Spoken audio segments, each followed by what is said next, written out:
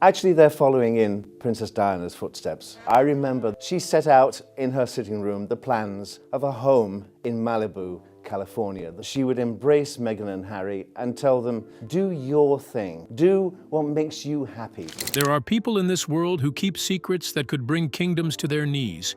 Paul Burrell is one of them. For a decade, he stood inside Kensington Palace as Princess Diana's closest confidant, her most trusted aide, and the man she called, in her own words, her rock. He was there through her darkest nights, through the crumbling of her marriage, through the eating disorders, through the loneliness that the gilded walls of royal life couldn't cure. He was there when she wept. He was there when she laughed. And on the night Harry returned from her funeral, broken, 8 years old, and utterly shattered, it was Paul Burrell's arms the boy ran into. That is the weight this man carries. So when Paul Burrell decides to open his mouth about Meghan Markle, the entire royal world stops breathing. And that is exactly what has happened, in a stunning cascade of revelations, first through explosive media interviews and then cemented inside his new memoir, The Royal Insider, My Life with the Queen, the King and Princess Diana. Burrell has said things about Meghan Markle that no one inside the palace bubble has dared to say on the record. Not with this level of detail, not with this kind of authority, not from someone who literally held the heir to the throne as he cried for his mother. This isn't a tabloid hit piece. This isn't a whisper campaign. This is the man Diana trusted more than almost anyone alive, delivering a verdict on the woman who helped reshape, and some would say, unravel, everything Diana built. And it is worse than you think. Stay with me, because by the end of this video, you are going to see the Sussex story through completely different eyes. Who is Paul Burrell, and why does it matter? Before we get to the bombshells, you need to understand who exactly is doing the talking here, because context is everything. Paul Burrell was born in 1958 in Grassmoor, Derbyshire, a small coal mining village in England. His family was working class. His father drove lorries. By rights, the closest Paul Burrell should have ever gotten to a palace was a school trip postcard. But at the age of 8, something happened that changed the course of his life. He visited London. He watched the changing of the guard outside Buckingham Palace, and he made a decision, quiet, stubborn, and total, that he would work there one day. He followed through. At 18 years old, Paul Burrell entered royal service as a footman at Buckingham Palace. Within a year, he had become Queen Elizabeth II's personal footman, trusted, reliable, invisible in the way only the best household staff can be.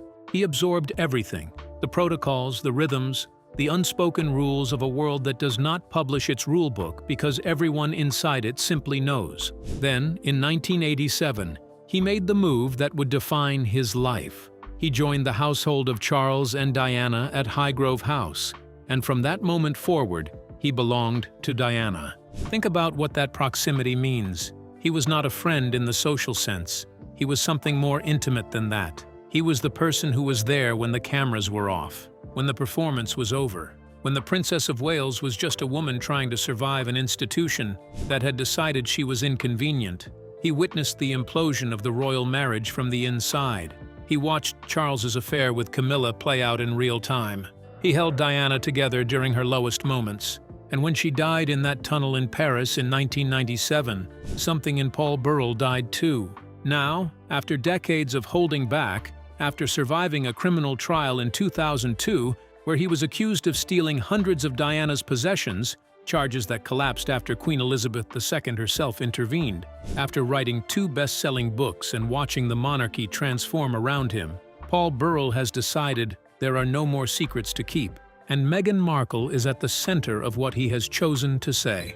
The word that stopped the room.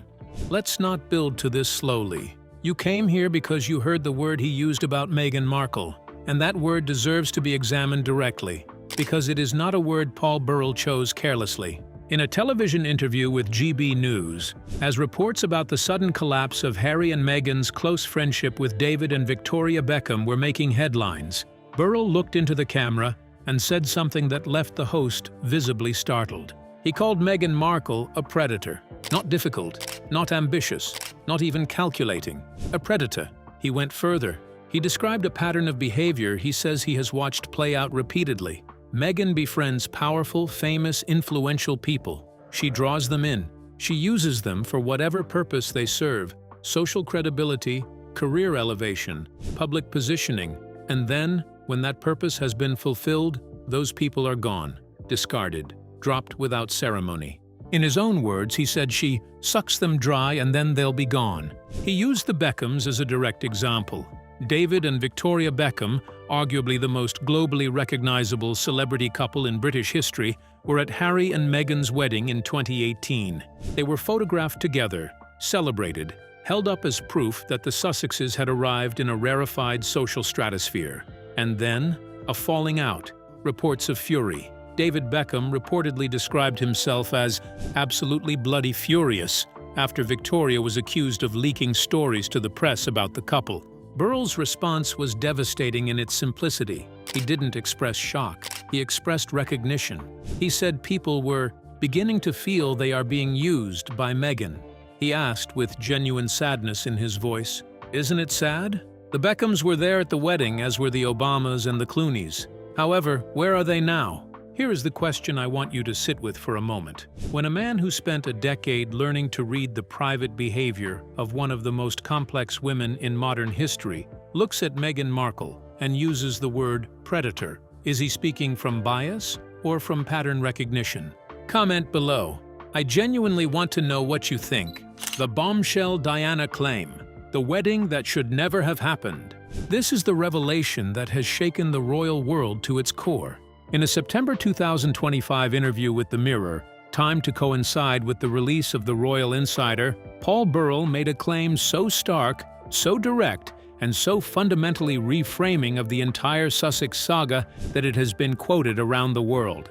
If Princess Diana were still alive, he says, Harry would never have married Meghan Markle. Not because Diana would have been prejudiced, not because she wouldn't have cared for Meghan, but because Harry would never have been the version of himself that Meghan met in the first place. Think about that. Burrell's argument is not simply that Diana would have disapproved of Meghan, it's deeper and more disturbing than that. His argument is that Harry's entire personal trajectory, the rebellion, the rage, the exodus from royal life, the memoir, the Netflix series, the public warfare against his own family, is the product of a wound.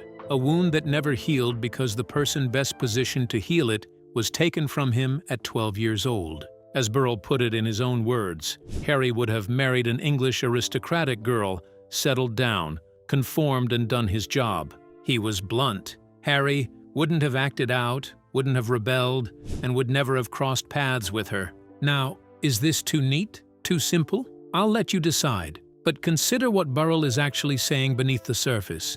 He is saying that the man Meghan Markle married in that fairy tale Windsor ceremony in 2018 was, at least in part, a creation of grief. A prince who had been running from something for 20 years. And Meghan, whatever her intentions, met him at the speed of that run.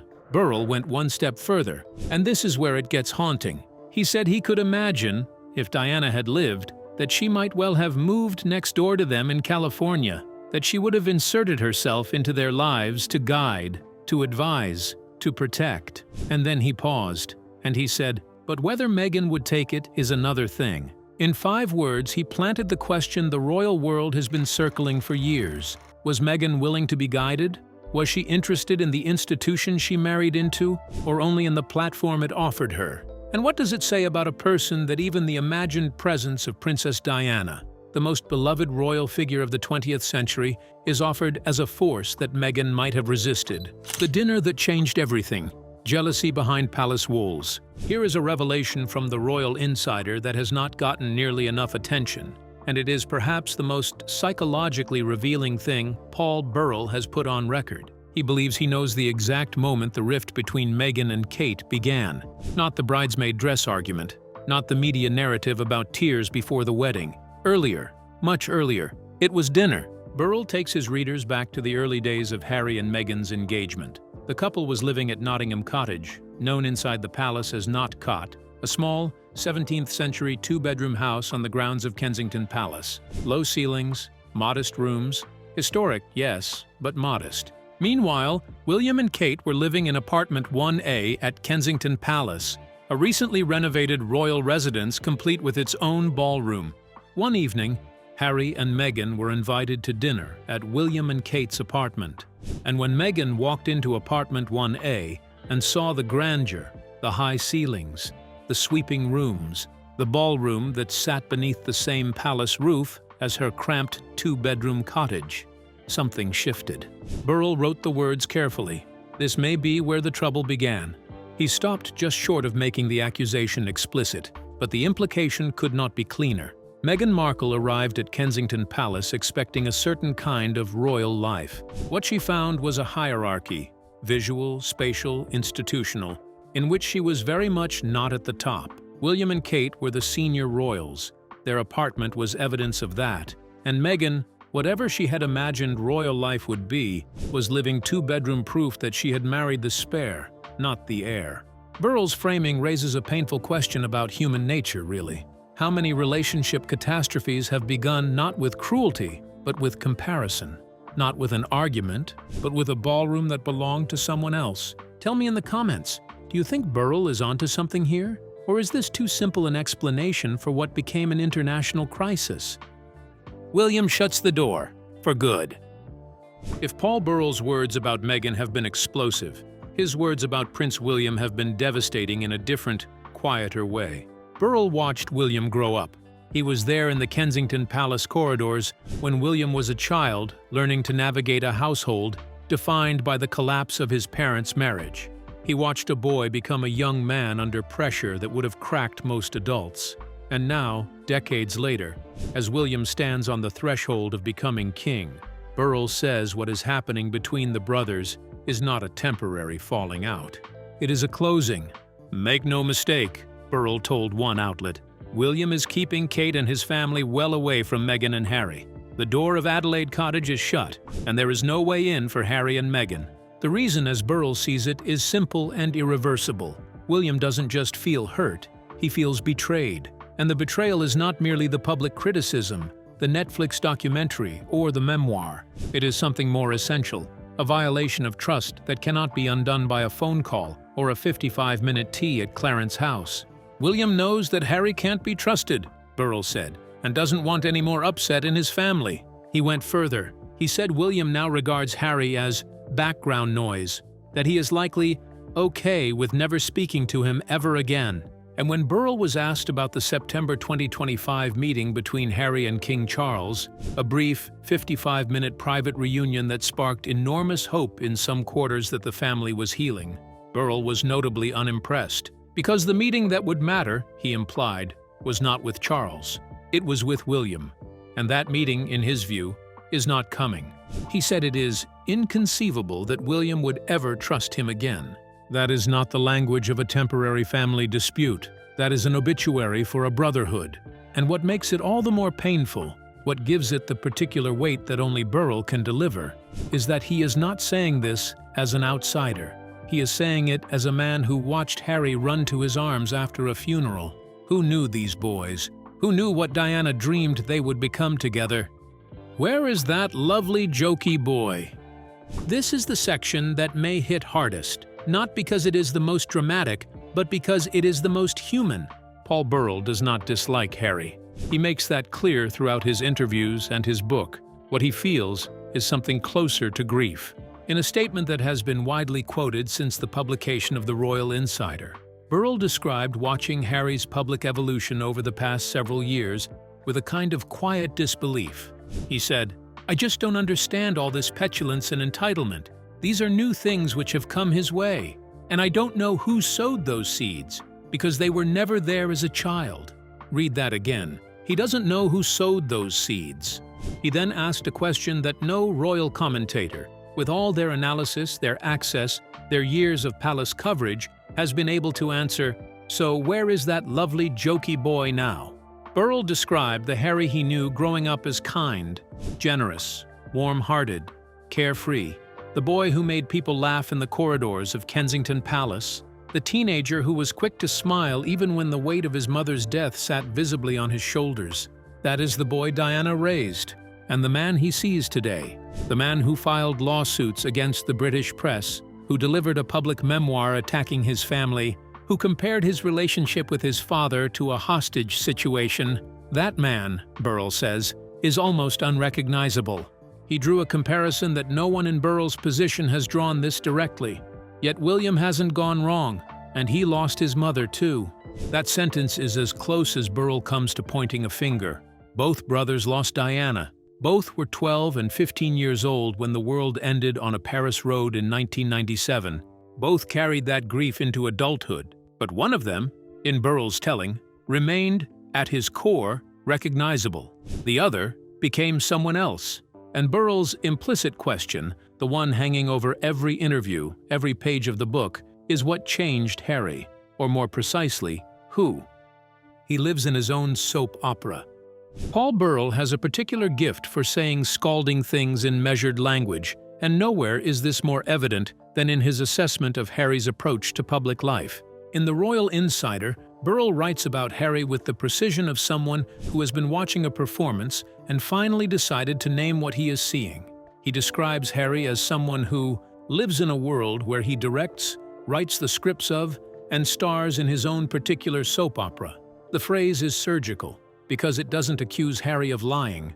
It accuses him of something more insidious, of constructing a reality in which he is always the protagonist, always the victim, always the one whose version of events is the only version that counts.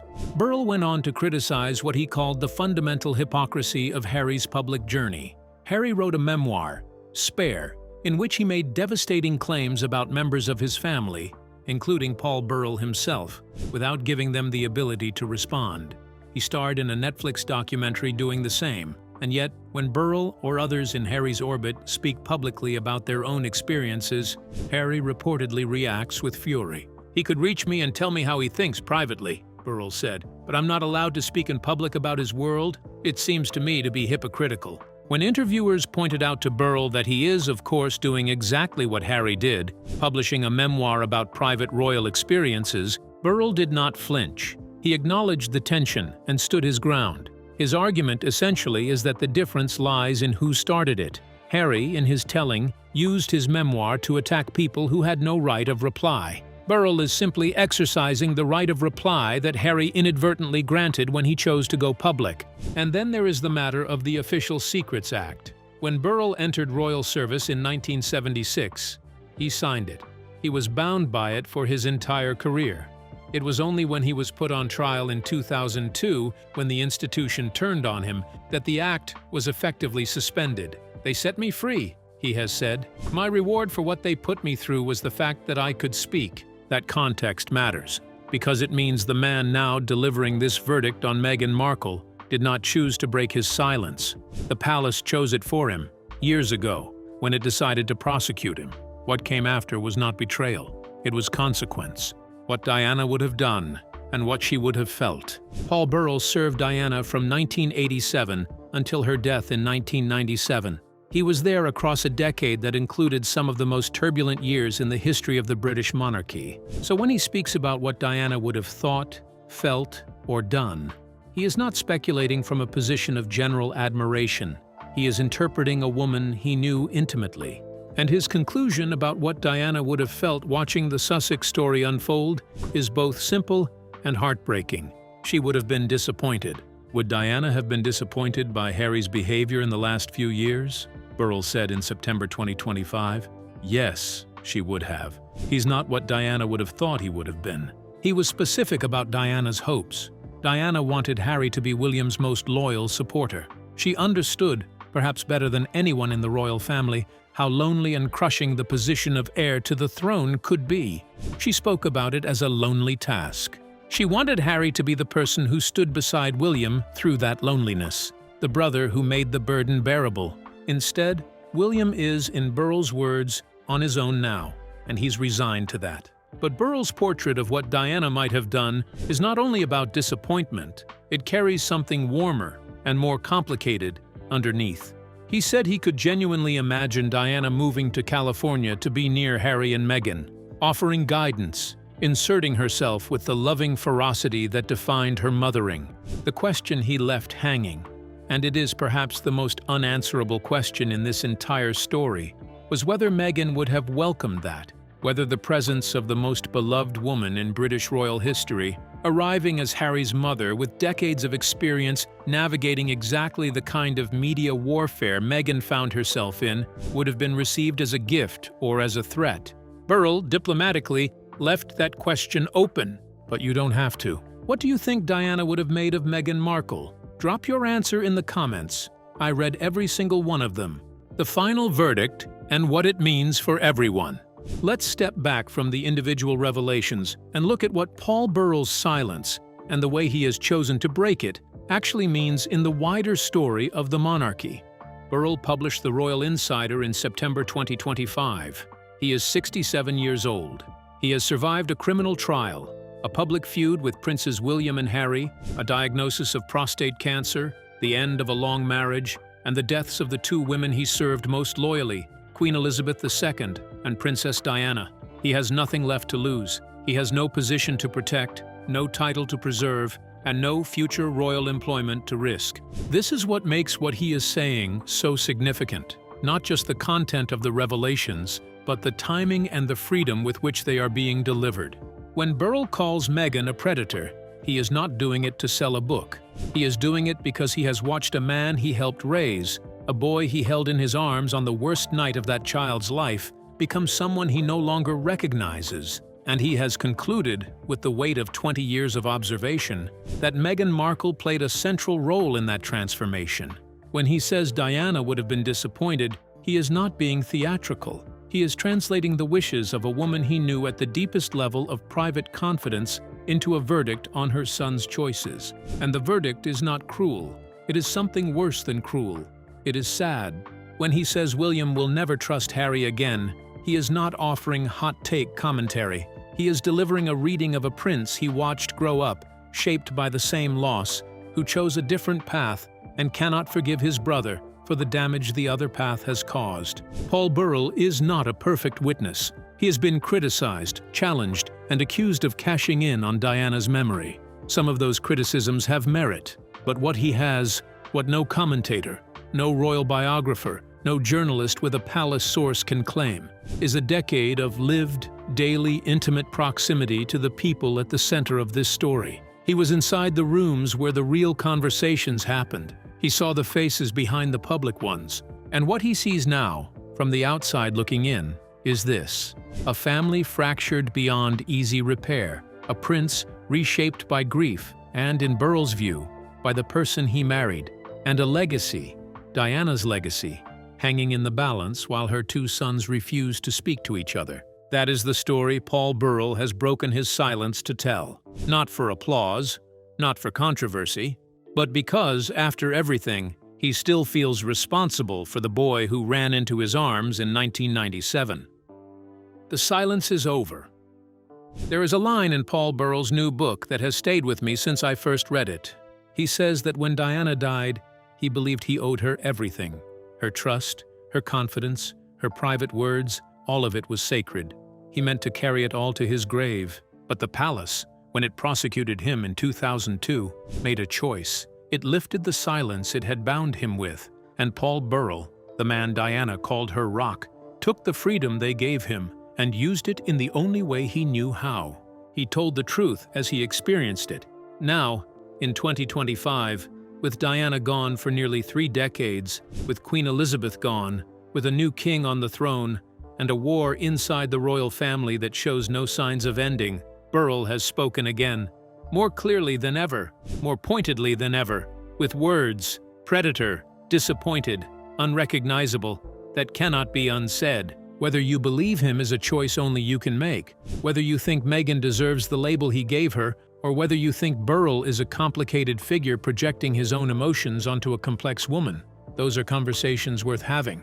But what is not in question is the weight of the voice delivering these words.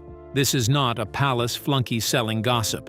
This is the man Princess Diana trusted with her survival. And he is now on record saying that the woman Harry married would not have met him if Diana had lived, and that the marriage, as it unfolded, produced a version of Harry that Diana would not have recognized. If that doesn't make you stop and think, nothing will. If you found this video valuable, subscribe so you never miss a royal breakdown like this one. Hit the notification bell, because the next revelation in this story is coming sooner than anyone expects. And drop a comment below.